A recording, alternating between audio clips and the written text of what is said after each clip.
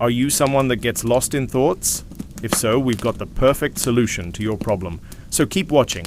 Welcome back to our channel where we bring you the best of Stoic philosophy and ancient wisdom for your daily life. Today we're going to be discussing an interesting question that was asked by one of our followers. They wanted to know how to stop overthinking and worrying about problems. The good news is that there is a cure for this common problem, according to the famous Stoics like Seneca. And in this video, we will be sharing it with you. For those who don't know, Seneca was one of the most prominent Stoics and an advisor to Emperor Nero. He was known not only for his philosophical views, but also for his impressive career as a Roman statesman, playwright, and influential writer. His letters are filled with advice on how to live a good and virtuous life, which makes him the perfect source for us to turn to when looking for a solution to our problems. In one of his letters, Seneca writes, "We suffer more in imagination than in reality." This quote perfectly summarizes the core of the issue with overthinking. We tend to magnify our problems in our minds, making them seem much worse than they actually are. Overthinking is essentially a form of mental time travel where we imagine all sorts of potential negative outcomes and scenarios that may or may not happen. It's like creating a movie in our heads that plays out all the worst-case scenarios imaginable. According to Seneca, most of the problems we worry about never actually happen. We make them bigger in our minds, conjuring up images and scenarios that feed our anxiety and fear. Instead of focusing on the present moment, we get lost in the labyrinth of our own thoughts, imagining all sorts of potential negative outcomes. We ruminate over past mistakes, dwelling on what could have been or worse, what might happen in the future. We think about how people might react to certain situations, playing out conversations in our heads and imagining all sorts of potential responses. But what's the solution to this problem? How do we stop this unhealthy habit of overthinking and worrying about problems? According to Seneca, the solution is simple, yet not easy to implement. He says, "The chief task in life is simply this, to identify and to avoid the causes of trouble." In other words, we need to learn to recognize the thoughts that lead us into the abyss of overthinking and then consciously choose to avoid them. This can be easier said than done, of course.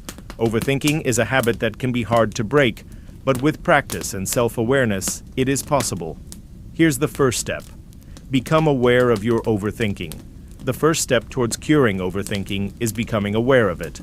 We need to learn to recognize the thoughts that trigger our anxiety and fear. This can be challenging as these thoughts often go unchecked for a long time.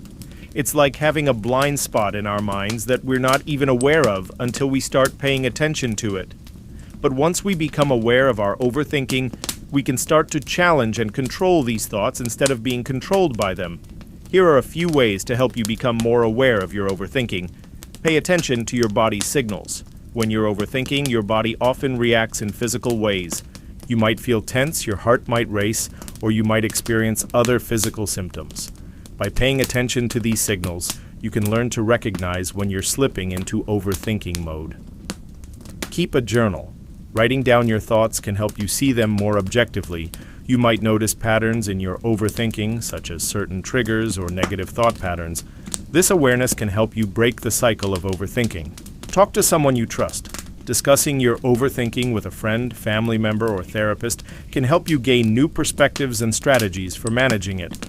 Sometimes just verbalizing your thoughts can help you see them more clearly and less chaotically.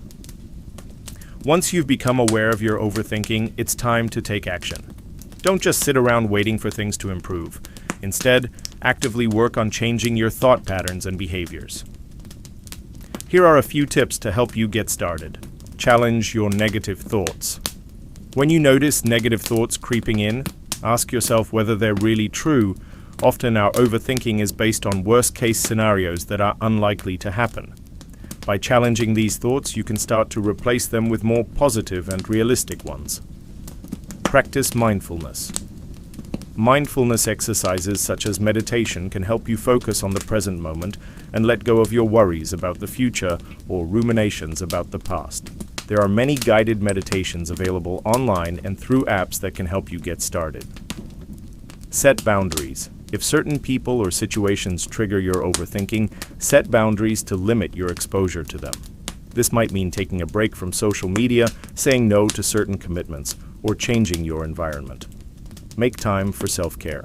Taking care of your physical and emotional needs is essential for managing overthinking.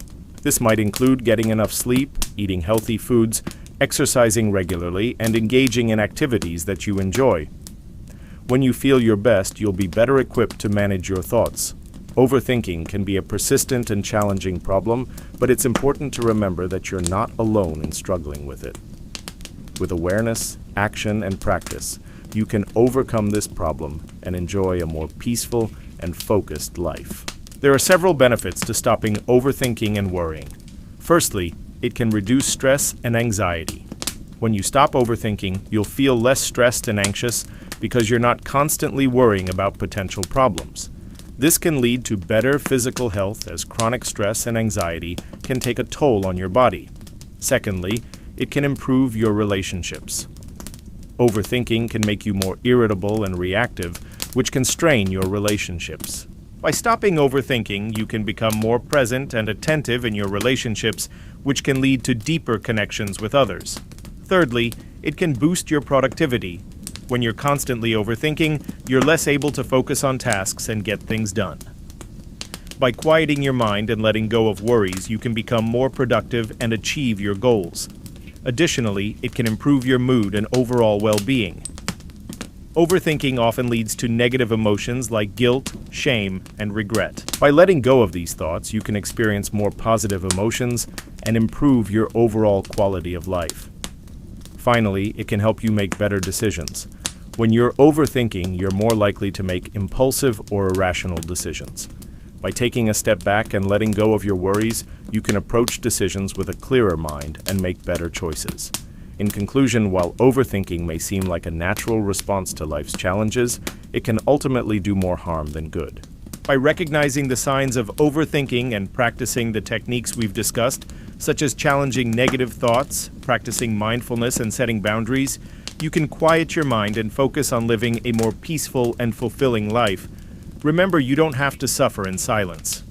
Reach out to friends, family, or professionals for support and guidance as you work to overcome this common yet often overlooked problem. So if you're ready to take control of your thoughts and live a more balanced life, take the first step today and commit to quieting the noise in your mind. You deserve it.